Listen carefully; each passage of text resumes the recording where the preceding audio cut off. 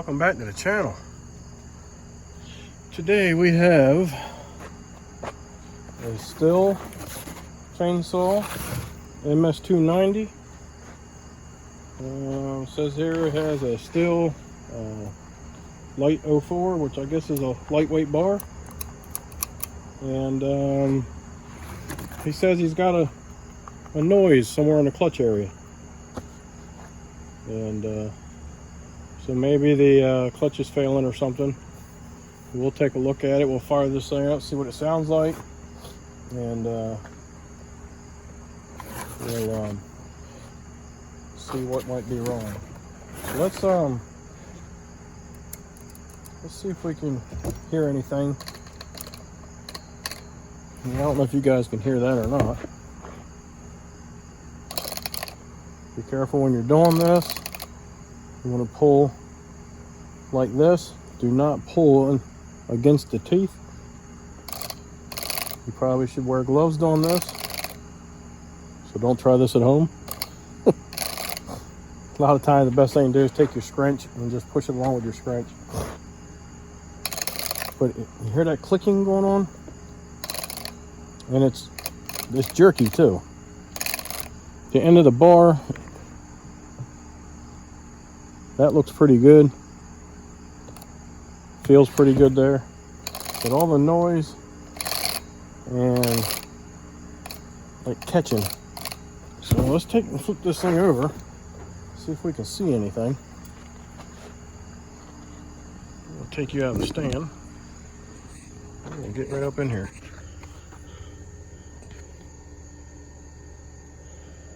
I don't know if you guys can see it, but I can.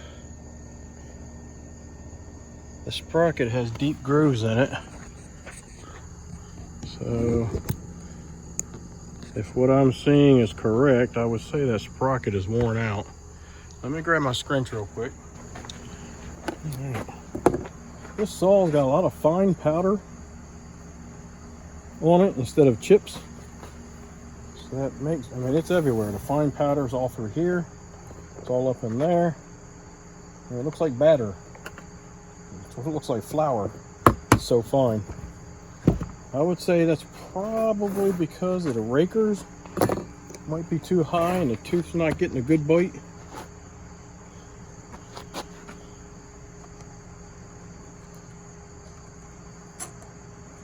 Well, a lot better than I thought it would be. Huh. I don't know, maybe it's the type of wood. I don't think so, but I don't know.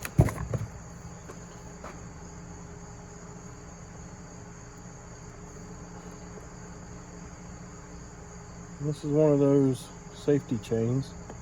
So it's got the raker plus that link also has a raker on it. Alright, so let's take this side cover off. See what we got.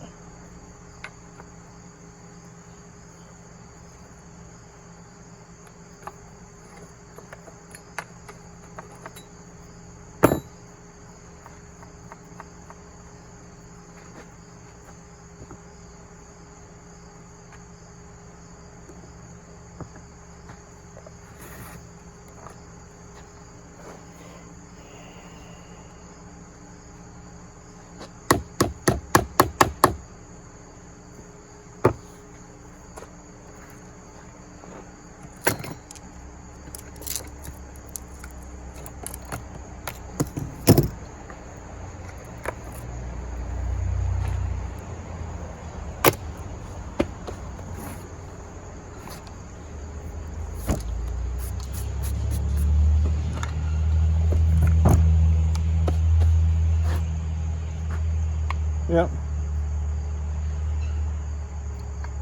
That sprocket's grooved pretty bad.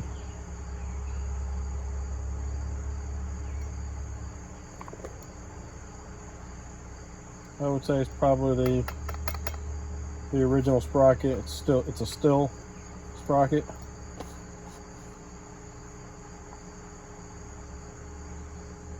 And it's a 0.325 chain.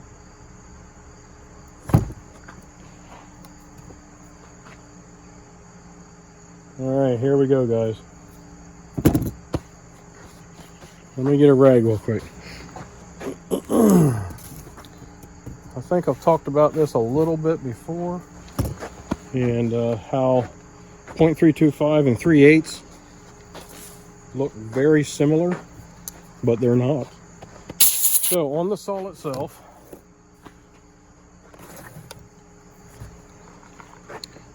on that sprocket, hopefully you guys can see it, right there, it says 325.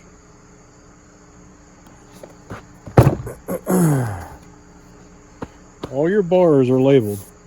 They are stamped on what they are.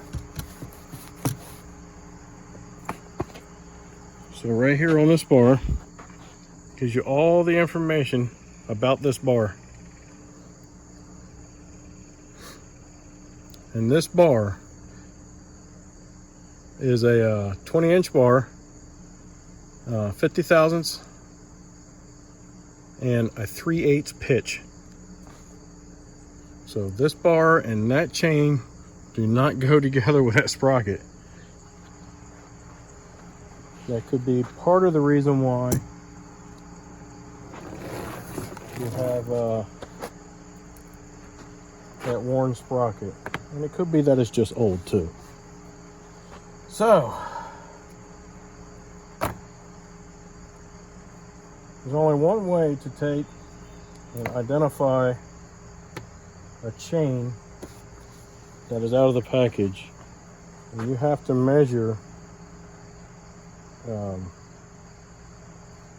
from one rivet, skip and go to the next rivet, and then you divide that by 2, and that gives you your chain pitch. I'm going to assume that this bar and this chain was bolt together. If that's the case, then this chain is also a 3/8 chain.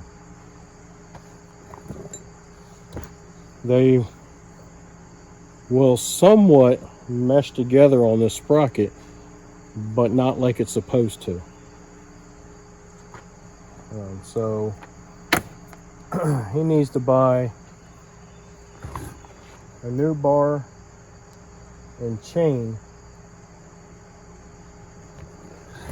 to go with this saw, along with replace the sprocket, because the sprocket is grooved out pretty good.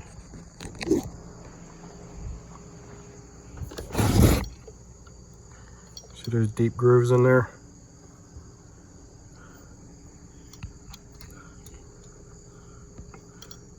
See how deep down that is below the top.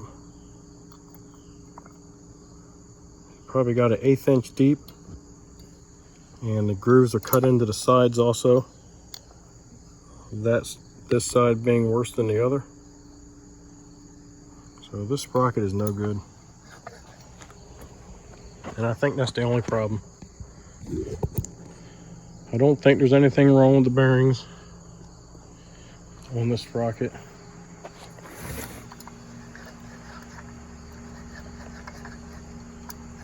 I don't feel no crunchiness or grabbiness or anything like that. Yes, that's a word.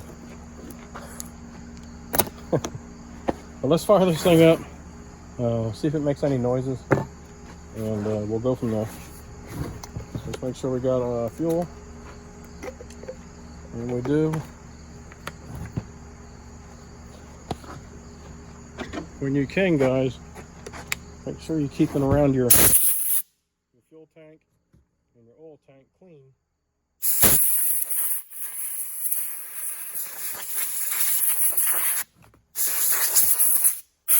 The best you can. I usually carry a brush with me. Or I keep a brush. I won't say I carry one with me, but I keep a brush in my saw box. So that way I can brush this around the fuel and the oil if I need to before refueling or re-oiling.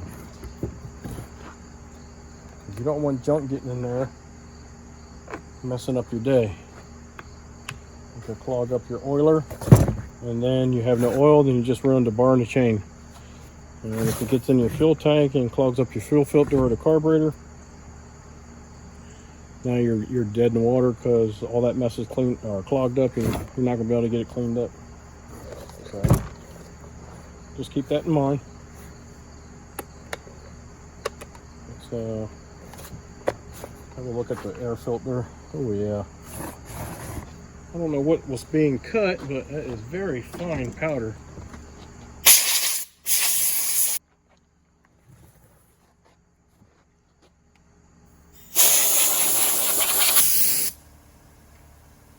When you're doing this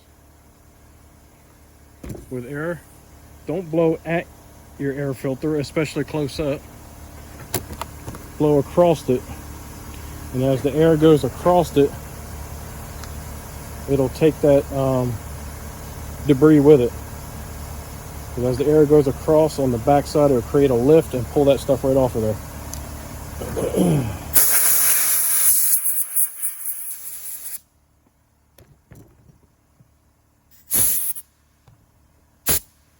Nice thing about these flock filters, which I don't care much for a flock filter.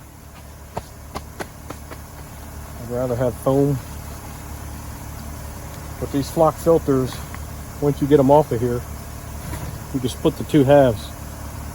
Because on the back side of this flock filter is also more filter material. But this will be good enough for what I need to do.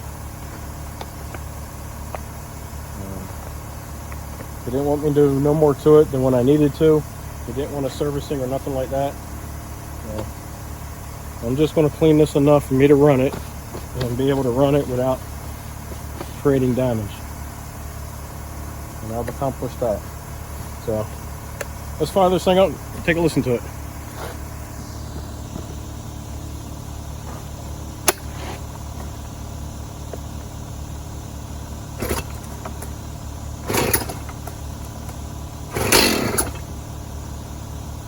Two pulls, that's nice.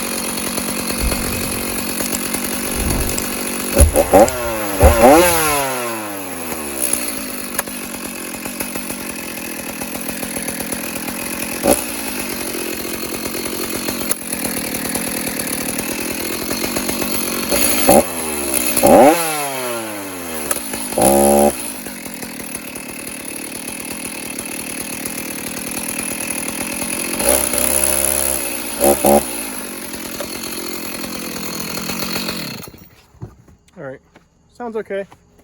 I'm still going to pull that clutch out of there and just take a good look at it and make sure there's no issues. I would say that the clutch is probably fine, but I'll still do a visual on it. The clutch seems to want to grab and bog the motor, so that's telling me it's opening and closing like it's supposed to. Alright, let's grab this stuff. We'll go into the shop. Well, these are easy enough to do. Just got a little E-clip. Get you turned back around here. You just got a little E-clip that holds that on right there. You gotta pull that off. Usually take your screwdriver in there and just give it a little pry. And there you go, your little E-clip comes right out. And you got this little washer. Now you can slide the clutch drum off of here.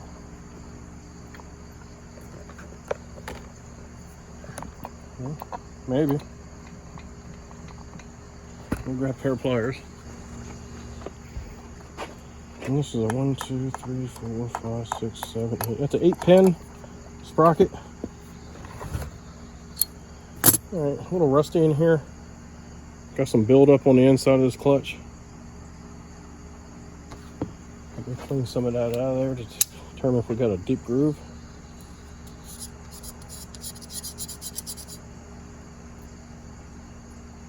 A little bit of a groove there, not much. Not as much as I thought it would be. Alright. It's a little rusty in here.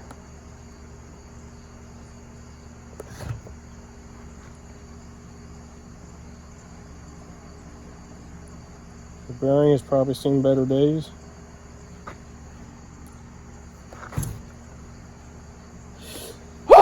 Excuse me. The nice thing I like about a lot of the Stihl clutches is you can use a normal socket to take these off.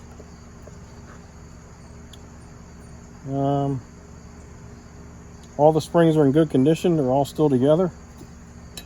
None of them are broken. Typically, if you got a broken spring or a spring that's worn out, the chain will turn at idle. So.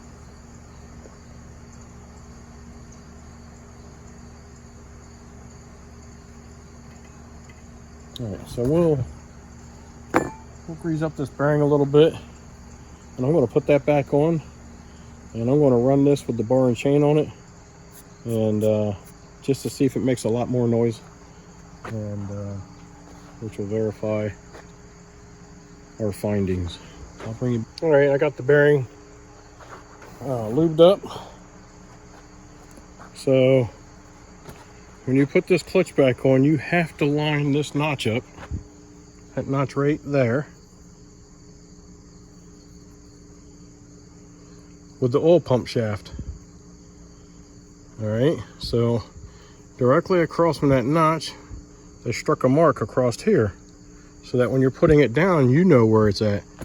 But if it didn't have that mark on it, you would line yourself up and just put a mark up here with a Sharpie or something, so that when you're dropping it down, you can actually see where that notch is at. And then you gotta look down in between the clutch and the brake band to find your oil pump shaft.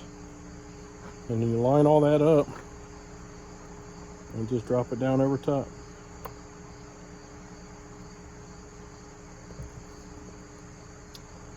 Well, try it again.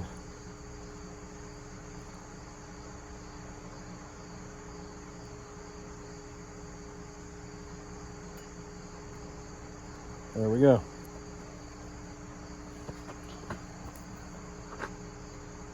Set your washer back on and then snap your E-clip back into place.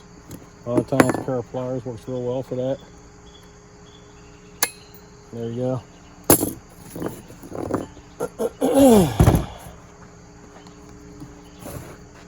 When we put this bar on, we already know it's not the right one.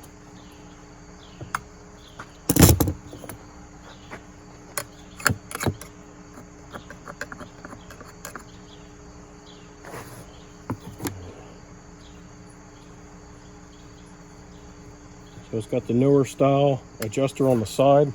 I love that. I could never stand the ones that were out here. You could hardly get anything in there with the bar there. Just made it difficult. Don't get me wrong, you could do it. It's just not as easy as the way it is now.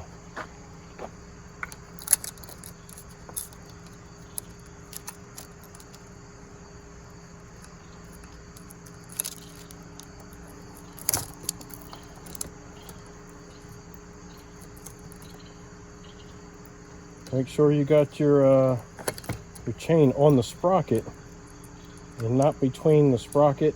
Come on now, get on not between the sprocket and that washer. I'll show you what I mean in a second.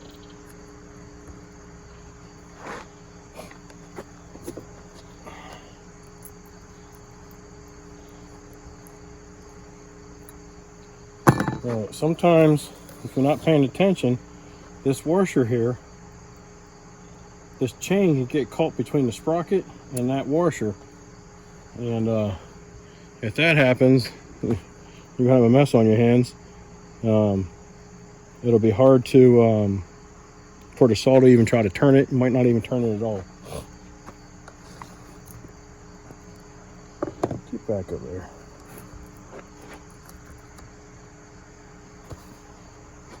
All right.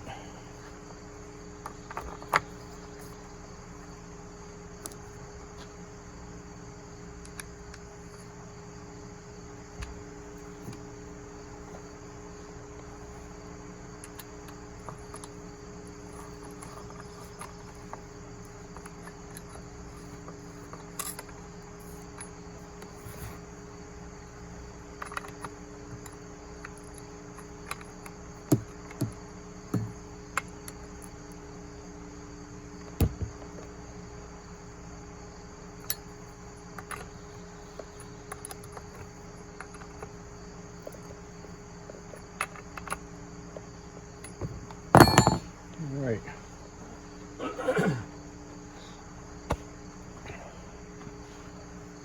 All right, let's fire this thing up with the bar and chain on it and see what it sounds like.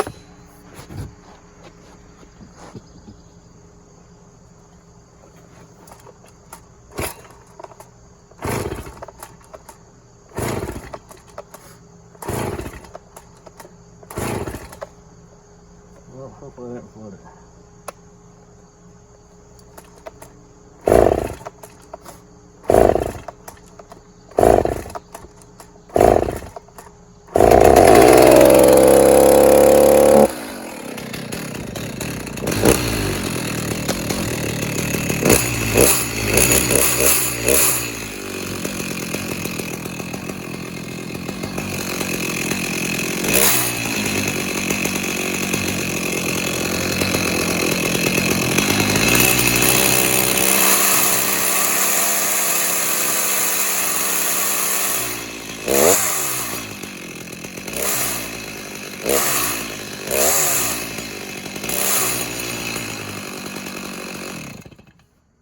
Yep, there's a noise there.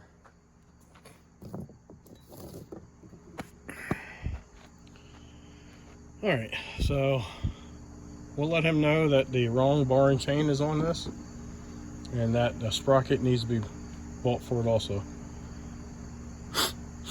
I guess we could see if they make a 3/8 for this saw. If not, he'll have to buy a new bar and chain. So that's what we got, guys, with this saw here. So things we learned from this was, when you're buying bar and chain for your saws, make sure it is actually the right bar and chain in the right pitch that belongs to be on your saw, because it has to match up with your sprocket. So the 325 sprocket that's on there is not meshing very good with the 3/8 chain, and now we have this worn out sprocket and we're making noise, and eventually those grooves in that sprocket will get so deep it won't let go of the chain, and it'll be snatching and possibly bust the chain. So keep that in mind, guys. All right. Kind of messed up. Already got the job done, but I'll review with you what I did. And we're back on the Stihl MS290. This is the one that had the noise in the clutch, and come to find out, he's got a 3/8 bar and chain on a 325 sprocket right there, and that doesn't work. They are very close, but a 325 still isn't a 3/8. So no matter how you look at it. So I went from a sprocket top style clutch to a rim style clutch, and so this kit came with a 8 tooth, and this one here is a 7 tooth. So basically what I did is I converted his 325 into a excuse me, 3/8. That way he didn't have to buy an all new bar and chain. It was a lot cheaper to do it this way than it was to buy a new bar and chain, and this is a light bar, so they're a little more expensive. So I got a 3/8 rim sprocket to match his 3/8 chain and bar. And all that noise that we heard right here in the clutch area, gone. This kit also came with a new bearing, greased the bearing up, installed that with it. Came with a new cover. Came with a new cover and clip for that cover. And I installed those also. Not sure how well you can see up in there, but there we go. So this one here is an 8 tooth. So I put the 8 tooth rim on it. It'll give him faster chain speed. If he needs more torque, you can put this 7 tooth rim on, and it'll end up with a little more torque because it'll slow his chain down a little bit and allow the engine to have more power and torque to apply. So there we go. The MS290 is finished, and hopefully this was some helpful information for you. And if so, give me a thumbs up, subscribe, send me some comments, let me know what you think. Be kind and help people when you can.